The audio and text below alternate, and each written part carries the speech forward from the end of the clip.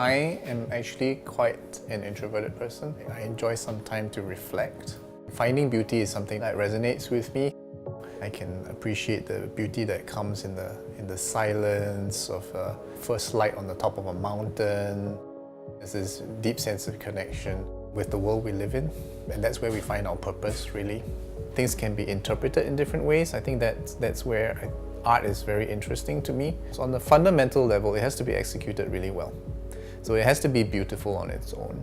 But then what you see in a piece of art, just like what you see, say, when you talk to a person, is very much driven by your own personal experience. It's almost like this little microcosm of life, right? Because you are looking at something that is designed to be beautiful, and yet you can see these layers behind it depending on your own personal experiences and the kind of the struggles that you've been through, and be able to relate that into the storytelling in the picture, or the storytelling in the movie, or the storytelling in the novel.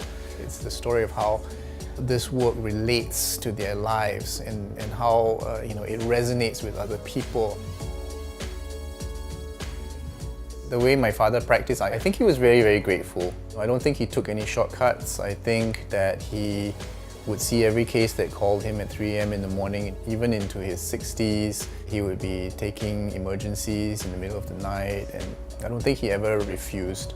Pride in your work, the service towards the patient, doing right by the patient. I think that had a deep influence on my own choices to do medicine, because I think he set the bar very high, and it's always driven me to try and do better. I've been practicing hand surgery for a long time, and also I've been practicing cosmetic medicine for about a decade now. And I feel like those two things really counterbalance themselves really, really well. So I get to treat like a whole spectrum of society with different problems, from the very young to the very old.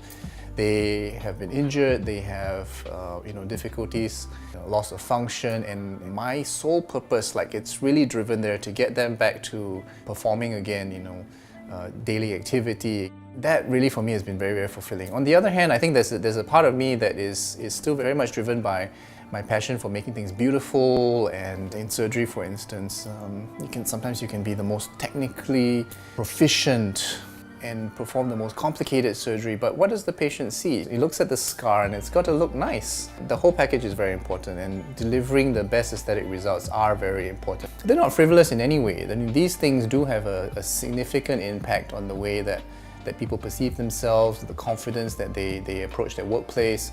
And I think it's very important for us to be able to help them in the same way, with the same empathy and understanding, and with the same kind of devotion and commitment that we do with any other kind of medicine. We try to understand their background and what their concerns are, what stage in life they're at. I have a deep sense of duty about that, because that was what was given to me. It's very easy for us to fall into that trap of treating the medical problem 100 times the same way, but it isn't. Medicine is an art like that, because we almost have to tailor each solution to the patient that we're treating. I didn't choose aesthetic medicine because it was more convenient or it's working hours. 23 years in practice, I have found that convergence of passion and purpose in what I do, and I get to do it every day, and so I'm grateful for that.